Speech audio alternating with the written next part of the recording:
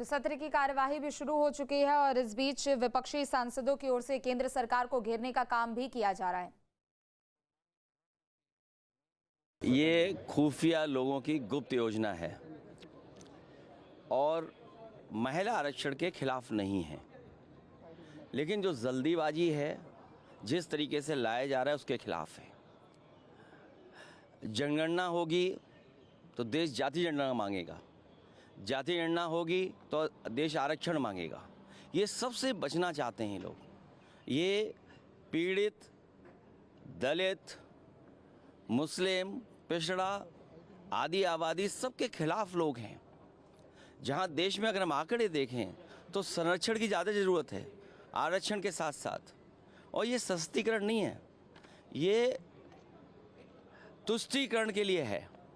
और अगर हम पिछड़ों की आबादी माने, महिला आरक्षण के खिलाफ नहीं है, अगर पिछड़ों की आबादी माने 70% से ज़्यादा है, और अगर हम 66% भी मान लें, 66% में आधी आबादी 33%, तो ये 33% को आरक्षण दे रहे हैं कि 33% महिलाओं का हक अधिकार छीन रहे हैं। हम लोगों ने पूरा तैयारी की है। आज बहुत अच्छा डिबेट होगा। मैं विश्वास रखता हूं कि हर पार्टी अपना अपना तर्क रखेंगे, लेकिन मुख्य मुद्दा ये है महिलाओं को आरक्षण देना। लोकसभा और विधानसभाओं में भारत के महिलाओं को 33% आरक्षण देना, और जनरल सीट से भी महिला चुन के आ सकते हैं, लेकिन 33% रिजर्वेशन देने के बाद इतिहास हो जाएगा। भारत पूरे दुनिया में एक मिसाल कायम करेंगे कि महिलाओं के लिए हम कितना बड़ा कदम उठा रहे हैं।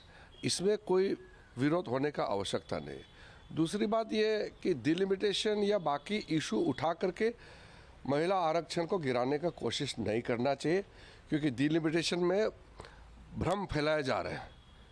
किसी को नुकसान होना नहीं है, वो तो क्लैरिफाई हो जाएगा पार्लियामेंट में। तो लोकसभा की कार्यवाही शुरू हो चुकी है। चूंकि परिसीमन विधेयक भी पेश किया जाएगा, 10 पॉइंटर्स में आप समझिए कि ये क्यों इतना ज्यादा महत्वपूर्ण है। पहले तो लोकसभा की सीटें बढ़ेंगी, जिससे महिलाओं को भी सीधे तौर पर फायदा मिलेगा। अभी 543 मौजूदा सीटें हैं, जो कि बढ़कर 850 हो जाएंगी। लोकसभा की 273 सीटें ऐसा करके महिलाओं के लिए आरक्षित कर दी जाएंगी। इसके अलावा अगर बात करें तो ST SC महिलाओं की जो सीटों की संख्या होगी वो भी बढ़ेगी। राज्यों को 815 और आत्मनिर्भर न्यूक्लियर ऊर्जा से जोड़ने वाली एक महत्वपूर्ण कड़ी है। ये उपलब्धि पूरी तरह स्वदेशी प्रयास के द्वारा हासिल की गई है।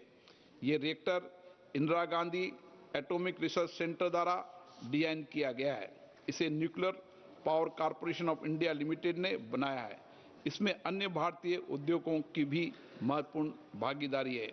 ये हमारे वैज्ञानिकों के इकोसिस्टम और राष्ट्रीय सहभागिता की शक्ति का गौरवशाली प्रतीक है।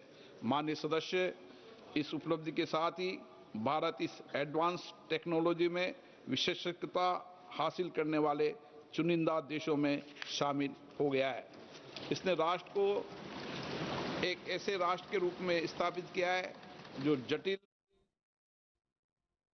तो लोकसभा की कार्यवाही जारी है और ये सदन के बाहर की भी तस्वीरें थी आपके सामने, जहां पर बीजेपी अध्यक्ष नितिन नवीन का यहां पर स्वागत किया गया है। बता दें कि बीजेपी के राष्ट्रीय अध्यक्ष बनने के बाद पहली बार वो संसद भवन में यहां पर नजर आने वाले, लिहाजा यहां पर पार्टी के सांसदों की ओर से उनका स्वागत भी किया गया। लेकिन इन सब के बीच आज 3 बिल पेश किए जाएंगे परिसीमन विधेयक, जिसे लेकर विपक्ष हमलावर नजर आ रहा है। पहली बात तो ये कि लोकसभा सीटों की संख्या बढ़ जाएगी, जिसकी वजह से महिलाओं को सीधा फायदा मिलेगा और तकरीबन 2073 सीटें अगर नए परिसीमन के आधार पर देखा जाए तो वो महिलाओं के लिए आरक्षित होगा। ST SC सीटों की भी संख्या इसमें बढ़ जाएगी। राज्यों को 815 सीटें होंगी, जबकि यूनियन टेरिटरीज की बात करें तो 35 सीटें होंगी। 2029 का लोकसभा चुनाव 850 सीटों पर होगा। विधानसभाओं की सीटें भी इससे बढ़ेंगी और राज्यों की जो सीटें हैं यहाँ पर वो भी बढ़ेंगी। 2011 की जनगणना के आधार पर ये बढ़ोतरी होगी। दूसरी तरफ सरकार परिसीमन आयोग भी बनाएगी, जिसके तहत आगे की कार्रवाई की जाएगी। वहीं दूसरी तरफ परिसीमन आयोग के फैसले को कोर्ट में चुनौती नहीं दी जा सकती है। वहीं दक्षिण के मुकाबले हिंदी भाषी राज्यों को इससे सीधे तौर पर फायदा मिलेगा और यहां पर सीटों की संख्या बढ़ जाएगी। तो परिसीमन विधेयक को भी लेकर विपक्ष दूसरी तरफ हमलावर नजर आ रहा है। सबका कहना है कि 20 साल पहले की जनगणना यानी 2011 में जो जनगणना हुई थी उसके आधार पर आखिर ये परिसीमन कैसे हो जाएगा? एसटी एससी सीटों की संख्या यहाँ पर जरूर बढ़ेगी, लेकिन दूसरी तरफ चूंकि ओबीसी महिलाओं को इसमें कोई कोटा नहीं मिला है, हालांकि इसमें सीट रोटेशन की भी बात कही गई है, यानी जो 33% आरक्षण महिलाओं को सीटों के लिहाज से यहाँ पर मिलेगा, उन सीटों में रोटेशन भी होगा। दूसरी तरफ विपक्ष इस मुद्दे को भी लेकर हमलावर है कि अगर किसी जाति की या किसी आबादी की अगर यहाँ पर संख्या बढ़ती है तो उसको आखिर कैसे कार्यभार में लाया जाएगा।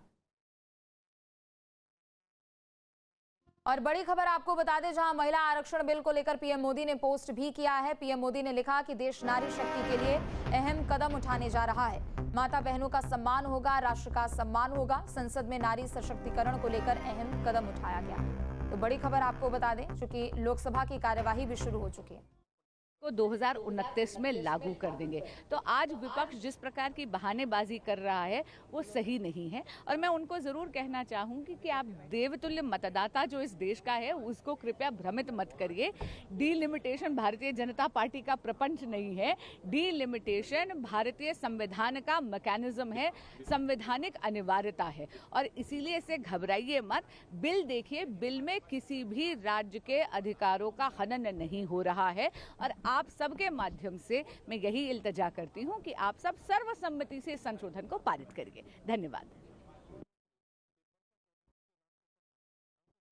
तो लोकसभा की कार्यवाही भी एक तरफ शुरू हो चुकी है और धीरे धीरे करके सांसदों की प्रतिक्रिया भी सामने आ रही है। बांसुरी स्वराज को आपने सुना, उन्होंने कहा कि डीलिमिटेशन कोई हथियार के तौर पर इसका इस्तेमाल नहीं किया जा रहा, बल्कि ये संविधान का मैकेनिज्म है और इससे देश को मजबूती मिलेगी। तो नारी शक्ति वंदन अधिनियम आज जिसे पेश किया जाना है, लोकसभा विधानसभा चुनाव में आरक्षण महिलाओं को मिलेगा।